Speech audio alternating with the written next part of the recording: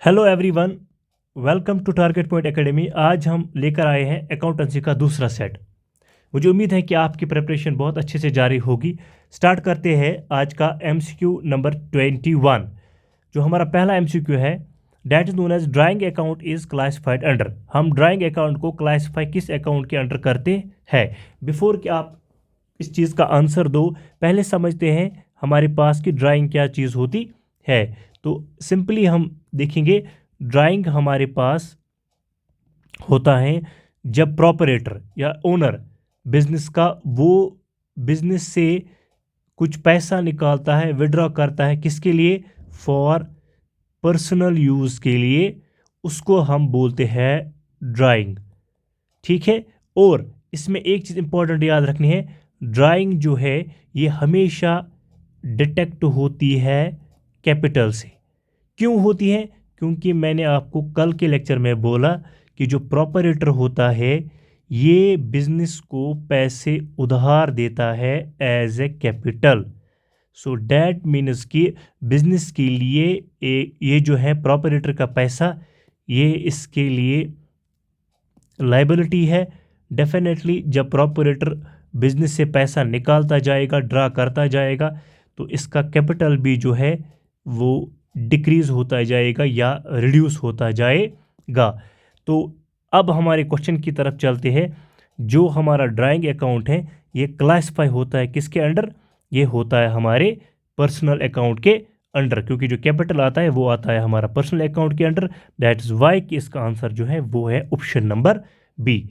अब चलते हैं दूसरे एमसीक्यू की जानिब। The giving aspect in a transaction as, इसको समझते हैं। इससे पहले कि आप इसका आंसर दो, हमारे पास होते हैं 3 गोल्डन रूल्स। गोल्डन आस्पेक्ट को समझते हैं।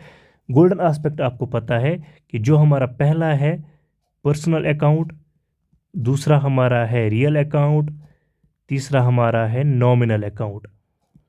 जो हमारे पास होते हैं हर अकाउंट की 2 सिनेरियो, एक होता है डेबिट साइड, दूसरा होता है क्रेडिट साइड। पर्सनल अकाउंट में हम करते हैं simply debit the receiver and credit the giver. और इसी तरह हम रियल अकाउंट में करते हैं what comes in and what goes out. Nominal account में हम करते हैं जितने भी हमारे खर्चात होते हैं, ऑल एक्सपेंसेस एंड लॉस, उसको हम डेबिट करते हैं। और जितने हमारे इनकम्स होते हैं एंड गेन्स, उनको हम क्या करते हैं? उनको हम करते हैं क्रेडिट। तो अब आप क्वेश्चन को इसके साथ कोरिलेट करो।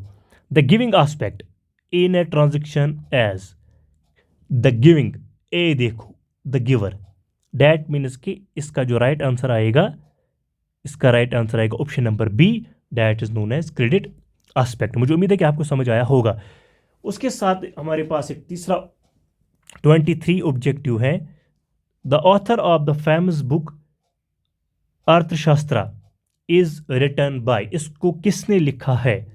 क्या इसको किरण गुप्ता ने लिखा है? क्या इसको करण सिंह ने लिखा है? क्या इसको कपूर मेहता ने लिखा है? या इसको कोटलिया ने लिखा है? तो इसका जो राइट ऑप्शन है that is option number D. इसको ऐसे याद रखने की ज़रूरत है। उसके बाद चलते हैं 24 एमसीक्यू की जानिब। बड़ा अच्छा एमसीक्यू है, समझने की ज़रूरत है। इसमें आपका बहुत सारे कंसेप्ट जो है वो क्लियर हो जाएंगे। ऑप्शन को पढ़ते हैं। Purchase goods from Venkat for cash should be credited to. जब आप परचेज गुड करते हो कैश से, तो आपका कौन सा अकाउंट क्रेडिट हो जाता है, ये आपसे पूछा गया है। बिफोर कि आप इसका आंसर दो, पहले हमेशा एक काम करना चाहिए, आपको ये चीज़ आनी चाहिए कि कौन सा अकाउंट जो है वो क्रेडिट होता है और कौन सा अकाउंट जो है वो क्या होता है? डेबिट हो जाता है। तो पहले हम समझते हैं, हर एक जो अकाउंट होता है उसके 2 आस्पेक्ट होते हैं। क्या होते हैं? 2 आस्पेक्ट। इसको अच्छे से समझना, क्योंकि ये चीज़ अगर आपको समझ आ गई फिर आपको कोई दिक्कत नहीं आएगी। देखो, पहले हम इसकी जर्नल बनाते हैं। हमारे पास कितने अकाउंट इन्वॉल्व होते हैं? हमारे पास होते हैं 2 अकाउंट इन्वॉल्व। एक होता है परचेज अकाउंट और दूसरा हमारे पास होता है कैश अकाउंट। विनिकत अकाउंट क्यों नहीं होता है? क्योंकि हम लोग इस टाइम कैश में ट्रांजैक्शन कर रहे हैं, हम लोग परचेज जो है वो कैश में कर रहे हैं। याद रखना, एग्जाम में याद रखना, जब भी आप कैश में कोई चीज़ लाते हो उस टाइम आपको सिर्फ कैश अकाउंट ही लिखना है, उस टाइम आप पर्सन का अकाउंट नहीं लिखोगे। लेकिन जब आप क्रेडिट बेस पे लाओगे तब आपको उस पर्सन का नाम लिखना ज़रूरी है, क्योंकि अभी वो पैसे आपने नहीं लिए हैं, आपको उसको आइडेंटिफाई करना है। तब आप उसको आइडेंटिफाई करोगे कैसे? जब उस शख्स का नाम आपको लिख के होगा। पहले क्या करते हैं, पहले इसकी सिंपल जर्नल बनाते हैं। आपने जर्नल को सीखा होगा। जर्नल में हमारे पास, क्योंकि हम पहले कैश परचेज की ट्रांजैक्शन बनाते हैं जल्दी जल्दी से, तो हमारे पास होते हैं दो अकाउंट इसमें इन्वॉल्व। एक होता है हमारे पास परचेज अकाउंट, परचेज अकाउंट जो हमारा है वो डीआर हो जाएगा, और तो किससे हो जाएगा? कैश अकाउंट से। कैश अकाउंट हमारा जो क्या हो जाएगा? सीआर हो जाएगा। क्यों परचेज अकाउंट क्यों डीआर हो जाएगा? क्योंकि परचेज अकाउंट जो है ये रियल अकाउंट है, इसीलिए डीआर हो जाएगा। हमने अभी आपको गोल्ड रूल में बोला कि रियल अकाउंट में हम डेबिट तभी करते हैं व्हाट कम्स इन, जब आपके पास कोई चीज़ आती है। क्योंकि आपने गुड्स लाए हैं, आपके पास गुड्स आए, डैट मीन्स आप उसको क्रेडिट डेबिट करोगे क्योंकि आपके पास कोई चीज़ आई। और आपके पास कैश बाहर गया, और कैश आपके पास कौन सा अकाउंट है? Very good. तो ये आपके पास कैश आपके पास है रियल अकाउंट, और व्हाट गोज आउट, कैश आपसे बाहर निकला तो इसलिए आपने इसको क्या किया? सीआर किया। तो इसका जो, अब आप खुद देखो, आंसर आपके पास आ गया। Purchase goods from Venkat for cash, आपने कैश से परचेज किया तो क्रेडिट क्या हो जाएगा? डेफिनेटली हमारे पास सिंपली कैश अकाउंट क्रेडिट हो जाएगा। जल्दी जल्दी से और एक चीज़ समझते हैं जल्दी से। अगर अब हमने ट्रांजैक्शन की होगी क्रेडिट बेस पे तो क्या हो जाएगा? हाँ समझते हैं, ध्यान रखिएगा, ध्यान रखिएगा थोड़ा। डेफिनेटली जो हमारा परचेज अकाउंट है ये हो जाएगा हमारा क्या? जो परचेज अकाउंट है ये हमारा हो जाएगा डीआर, क्योंकि ये रियल अकाउंट है। ये रियल अकाउंट अभी मैंने बोला किससे हो जाएगा? तो क्रेडिटर्स अकाउंट। और हमारे पास क्रेडिटर कौन है? वेनिकत। वेनिकत अकाउंट, वेनिकत अकाउंट क्या है? Personal account. और पर्सनल अकाउंट में क्या हम करते हैं? CR, credit the giver. तो ये चीज़ आपको याद रखनी है। आई होप कि आपको ये चीज़ समझ आई होगी। अब चलते हैं क्वेश्चन नंबर 25 की तरफ। सिंपल क्वेश्चन है, an entry is passed in the beginning of the each year, each current year is called. जब भी हम एंट्री करते हैं, फॉर एग्जाम्पल हमने एक दिन की एंट्री की है, मानो कि हमने कल की थी 18 जनवरी 2024 को, तो फिर अब हमने आज एंट्री करनी है 19 जनवरी 2024 को। तो जब हम एंट्री को स्टार्ट करते हैं, पास करते हैं, उस एंट्री को हम क्या बोलते हैं? अगर हमने, या हमें ईयर वाइज चेंज करना हो, उसको हम क्या कहते हैं? तो उसको हम कहते हैं, क्या कहते हैं उसको हम कहते हैं कौन सी एंट्री? Opening entry. क्या बोलते हैं उसको हम? Opening entry. तो इसका जो करेक्ट आंसर आएगा वो आएगा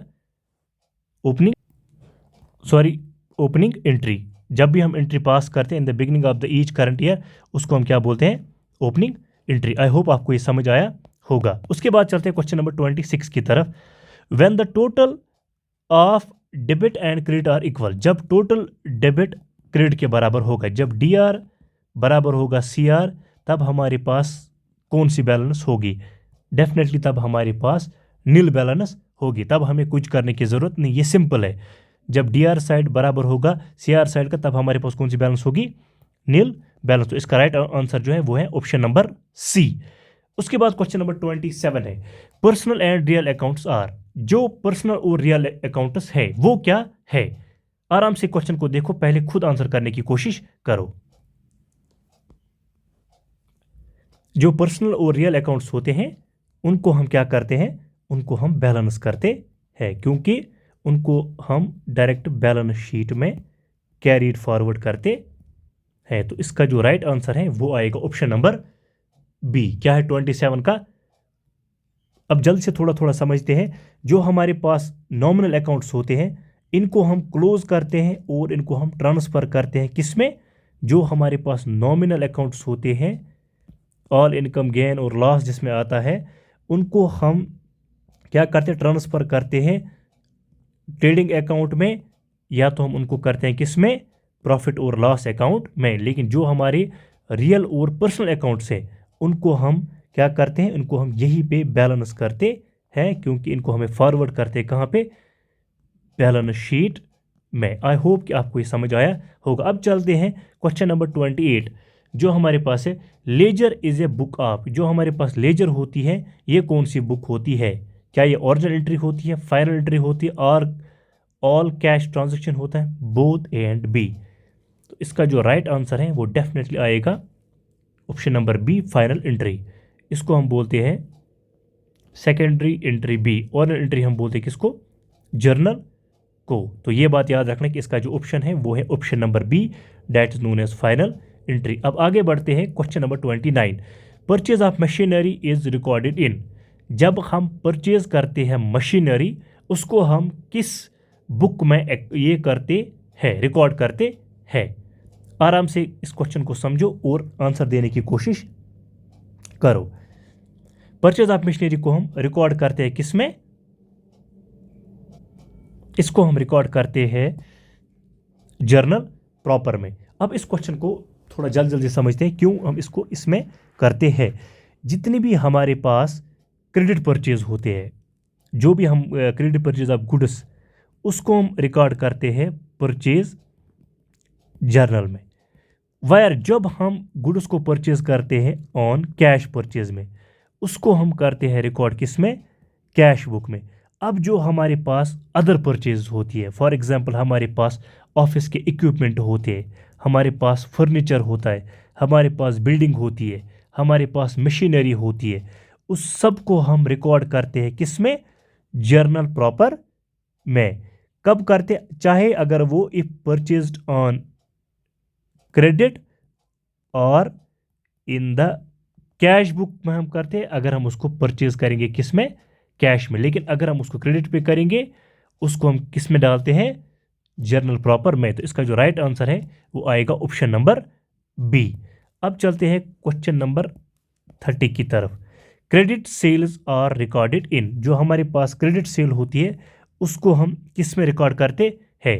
हमारे पास दो बुक्स होती है, इस चीज़ को ध्यान में रखिए। क्वेश्चन नंबर 30, एक तो होता है हमारे पास सेल्स बुक, दूसरा हमारे पास होता है परचेज बुक। जब भी हम कोई चीज़ लाते हैं ऑन क्रेडिट बेस पे, जब भी हम कोई चीज़ उधार लाते हैं उसको हम करते, अगर हम उधार चीज़ लाते हैं उसको हम क्या करते हैं? परचेज बुक में ये करते हैं नोट डाउन। अगर हम कोई चीज़ उधार पे बेच दे हैं उसको हम नोट डाउन करते हैं किसमें? सेल्स बुक में। तो credit sale are recorded in किस में आएगा फिर?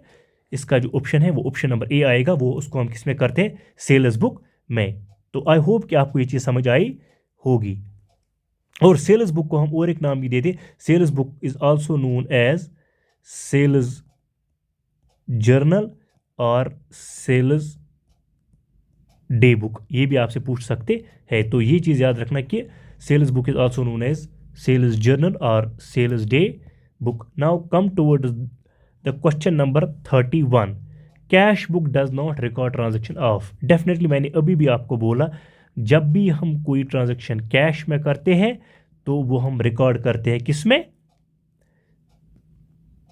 कैश बुक में। लेकिन जब हम कोई क्रेडिट बेस पे करते हैं उसको हम अकॉर्डिंगली उसी बुक में करते हैं रिकॉर्ड। अगर हमने भेजा है तो हम उसको सेल में करेंगे, अगर हमने खरीदा है तो हम क्या करेंगे? उसको परचेज बुक में करेंगे। लेकिन ऑन क्रेडिट बेस अगर कैश में होगा तो उसको हम कैश बुक में करेंगे। तो क्रेडिट नेचर तो डेफिनेटली नहीं आएगा, does not record, sorry, cash book record नहीं करता है किसको? क्रेडिट नेचर को। वो सिर्फ रिकॉर्ड करता है किसमें? कैश नेचर को वो ये करता है, बाकी जितने भी हैं वो इनको ये नहीं करता है। आई होप कि आपको समझ आया होगा। इसका जो राइट आंसर है वो आएगा हमारा क्रेडिट नेचर। अब चलते हैं objective number 32। Cash withdrawn by the proprietor should be credited to. अगर हम अभी मैंने पहले ही समझाया कि जब हम कैश को निकालते हैं, एक प्रोपराइटर ने कैश को निकाला किससे, बिजनेस से, फॉर पर्सनल यूज़ के लिए, तो जल्दी से हम क्या बनाते हैं, जर्नल बनाते हैं। इसमें दो अकाउंट इन्वॉल्व होते हैं, एक होता है विड्रा फॉर पर्सनल यूज़, एक होता है ड्राइंग अकाउंट इसमें इन्वॉल्व, और दूसरा इसमें इन्वॉल्व होता है cash account, drawing account and cash account. इसमें जो है, इसमें ड्राइंग अकाउंट हो जाएगा DR टू कैश अकाउंट इसमें हो जाएगा CR। क्यों? क्योंकि इसने कैश को निकाला किसके लिए, फॉर पर्सनल यूज़ के लिए। तो यहाँ पर आपसे पूछ सकते हैं कौन सा अकाउंट क्रेडिट हो जाएगा, तो हमारा डेफिनेटली कैश अकाउंट इससे क्या हो जाएगा, क्रेडिट हो जाएगा। तो हमारा इसमें राइट आंसर जो है वो है option number D, cash account. Now come towards question number 33। Which of the following service as purpose of both journal as well as ledger cash account? कौन सा हमें काम करता है एज ए जर्नल भी एंड एज ए लेजर भी, क्योंकि journal से ही लेजर बनता है, लेकिन इन कैश अकाउंट।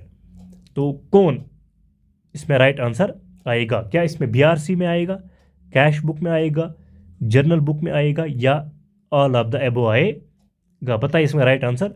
डेफिनेटली इसमें आएगा कैश बुक, क्योंकि कैश में ट्रांजैक्शन हो रही है, चाहे आप जर्नल बनाओ चाहे आप लेजर बनाओ, लेकिन आप कैश के साथ डील करें तो डेफिनेटली इसमें आपका कैश बुक ही राइट आंसर आएगा। तो option number B is the right answer. अब क्वेश्चन नंबर 34 है, the ledger folio column of journal is used to. इस क्वेश्चन को आप पहले अच्छे से पढ़ो, उसके बाद आंसर करने की कोशिश करो। चलो अब क्या करते हैं काम, पहले सिंपली जर्नल का फॉर्मेट बनाते हैं। डेफिनेट जल्दी से जर्नल का फॉर्मेट होता है, पहले में हम लिखते हैं डेट, दूसरे में हम लिखते हैं पर्टिकुलर्स, तीसरे में हम लिखते हैं LF जो मैं अभी बोल रहा था, लेजर फोलियो। उसके बाद होता है DR अमाउंट, उसके बाद आपका होता है क्रेडिट अमाउंट। ये अच्छे से याद, ये इसका जर्नल का फॉर्मेट है। अब आपसे क्वेश्चन क्या पूछता है, ledger folio column of a journal used to, वो हमें किस लिए यूज होता है? पहला ऑप्शन पढ़ते हैं, record the date on which amount posted to a ledger. आप रिकॉर्ड डेट कर तो नहीं, डेट के साथ कुछ नहीं, डेट अलग कॉलम है, डेफिनेटली ये नहीं आएगा। Record the number of a ledger account to which information, नहीं, ये तो रिकॉर्ड द नंबर भी नहीं करता है लेजर अकाउंट का, उसको नहीं। Record the number of amounts posted to the ledger account, ये नंबर ऑफ अमाउंट को करता है, नहीं, अमाउंट तो अलग लिखते हैं हम, DR होगा CR होगा, ये तो इनका काम है, ये भी नहीं आएगा।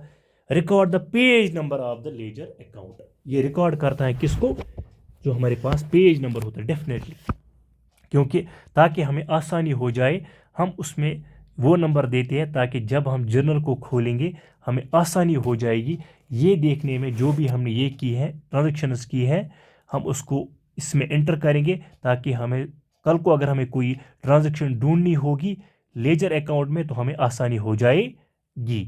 तो इसका जो राइट आंसर है वो आ जाएगा option number D, record the page number of the ledger account. Come towards 35 question, transaction which do not place in special journal record in. ऐसी ट्रांजैक्शन जिसको कोई स्पेशल जर्नल में हम एंटर नहीं करते, उसको हम फिर कहाँ करते हैं? अगर हमारे पास बहुत सारे अकाउंट्स हैं, अब हमारे पास कुछ छोटी छोटी चीज़ें हैं जिनको हम कैश बुक में या पासबुक, या जिसको हम किसी पर्टिकुलर बुक में एंटर नहीं करते हैं, फिर हम उसको कहाँ पे प्लेस करते हैं, उसको हम कहाँ पे डालते हैं? तो डेफिनेटली उसको हम डालते हैं किसमें, जर्नल प्रॉपर में। कहाँ पे डालते हैं? Journal proper.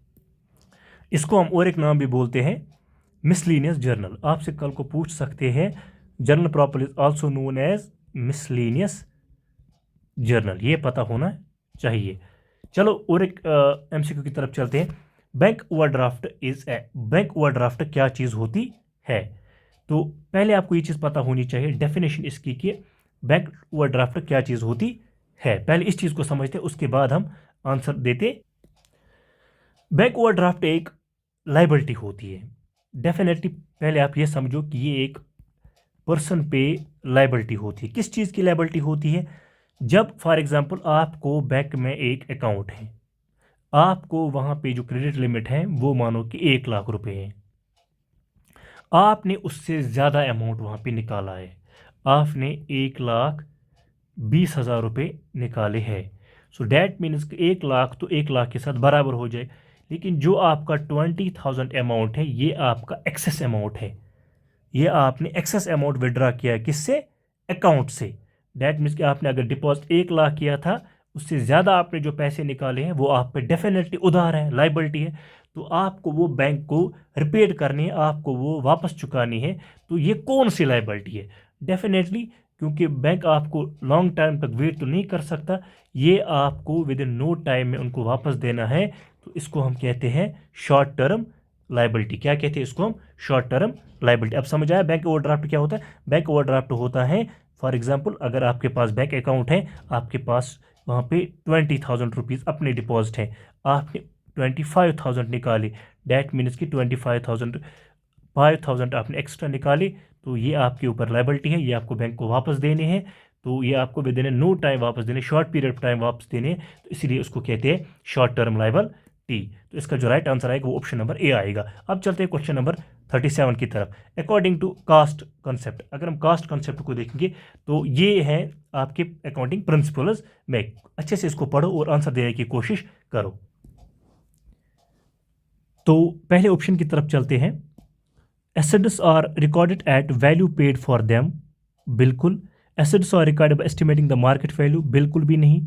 Assets are recorded at lower of cost और मार्केट वैल्यू, बिल्कुल भी नहीं, नन ऑफ द अबव। इसमें जो हमारा राइट आंसर आता है वो आता है option number A. Simple cost concept वो होता है कि फॉर एग्जांपल अगर आपने किसी चीज़ को खरीदा है या आपने किसी चीज़ को बेचा है, उसका जो उस टाइम का मार्केट वैल्यू था आपको वही कंसिडर करना है। फॉर एग्जांपल मैंने कोई गोल्ड की कॉइन खरीदी है, उसका उस टाइम का मार्केट वैल्यू था 40,000। फिर जब मैं उसको आज का अगर मार्केट वैल्यू देखा जाए, उसका मार्केट वैल्यू आज था 50,000। तो आपको क्या करना है? आपको कंसिडर सिर्फ करना है उसका जो उस टाइम का वैल्यू था, न कि या जिस टाइम आपने उसको खरीदा है।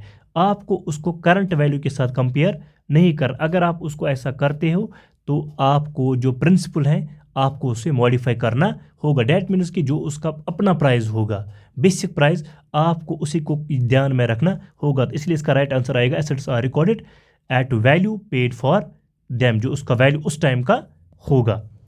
इसके साथ हमारा क्वेश्चन नंबर 38 है, realization concept applies. Realization concept क्या होता है? अच्छे से इसको पढ़ो और अच्छे से आंसर देने की कोशिश खुद पहले करो। रियलाइजेशन कंसेप्ट को हम कब एम्प्लॉय करते हैं? Option number 1, the concept of the order, या द डिलीवरी ऑफ गुड्स, या the receipt of cash from customer, none of the above. एक चीज़ मैं आपको सिखाऊंगा, रियलाइजेशन कंसेप्ट सिंपली याद रखो, जब आपने गुड्स को भेजा, आप उसी टाइम उसको बुक ऑफ अकाउंट्स में रिकॉर्ड करके रखते हो कि इस डेट पे इस इंसान ने या कस्टमर ने इतने पैसों से ये लिया है। आप इसको उस टाइम रियलाइज़ नहीं करते हो जब आपको कस्टमर पैसा देता है। आप उसको एट द टाइम, आप जब आप उसको डिलीवर करते हो या जब आप उसको बेचते हो, आप उसको उसी टाइम बुक ऑफ अकाउंट्स में रिकॉर्ड करते हो। इसीलिए इसका जो राइट आंसर आएगा वो आएगा the delivery of goods. I hope कि आपको ये समझ आया होगा। मैं फिर से बोलूँगा, रियलाइजेशन कंसेप्ट वो कंसेप्ट होता है जब आप गुड्स को बेचते हो, आप उसी टाइम उसको बुक ऑफ अकाउंट्स में क्या करते हो? रिकॉर्ड करते हो, न कि आप उसको उस टाइम रिकॉर्ड करते हो जब आपको पैसे आते हैं। नहीं, आप उसको उसी टाइम रिकॉर्ड करते हो। डैट्स वाई हम इसको कहते हैं रियलाइजेशन कॉन्सेप्ट। उसके बाद चलते हैं 39 हमारे पास है, बारोड मनी फ्रॉम बैंक। आपने बैंक से पैसे लाए, the transaction involve which one of the following accounts. कौन कौन से अकाउंट? डेफिनेटली एक तो आएगा कैश अकाउंट, बैंक और डेटर नहीं आएगा, ड्राइंग तो नहीं आएगा क्योंकि पर्सनल यूज़ के लिए है, तो ये भी नहीं आएगा। कैश एंड बैंक, इसके और इसके चांसेस है, लेकिन अब देखना है कैश इसमें भी है, कैश इसमें भी है, यहाँ पर बैंक है और यहाँ पर बैंक लोन है। तो अब इसमें जो है राइट आंसर कौन सा आएगा? तो इसका जो राइट आंसर आएगा वो आएगा बैंक लोन, क्योंकि आप बारो मनी कर रहे हो, आप बैंक से पैसा ले रहे हो। सो डैट मीन्स कि ट्रांजेक्शन जो है, जर्नल जो बनेगी वो इन दोनों के बीच में बनेगी। तो इसका जो राइट आंसर आएगा वो हमारा आएगा option number A, cash and bank loan. अब चलते हैं लास्ट एमसीक्यू की तरफ। Profit on sale of goods will B, profit जब सेल ऑफ गुड्स पे होगा तो वो उससे क्या होगा? क्या उससे कैपिटल डिक्रीज होगा, क्या उससे कैपिटल इंक्रीज होगा, क्या उससे लायबिलिटीज बढ़ जाएंगी या नन ऑफ दीज? लायबिलिटी तो डेफिनेटली नहीं बढ़ जाएगी क्योंकि आपके पास प्रॉफिट आ रहा है, डैट मीन्स आपके पास प्लस अमाउंट है। डिडक्ट तो कैपिटल नहीं हो जाएगा, कैपिटल क्या हो जाएगा? उससे ऐड हो जाए, डैट मीन्स कि profit on sale of goods will be added to capital. तो इसका जो राइट आंसर आएगा वो आएगा option number B. I hope कि आपको ये सारी चीज़ें समझ आई होगी। अगर आपको कहीं पे भी डाउट है या कोई भी सजेशन है तो आप कमेंट बॉक्स में हमें कमेंट कर सकते हो और हमारी चैनल को सब्सक्राइब करो और लाइक करो अगर आपको हमारी वीडियोस पसंद आए है। Best of luck for your day.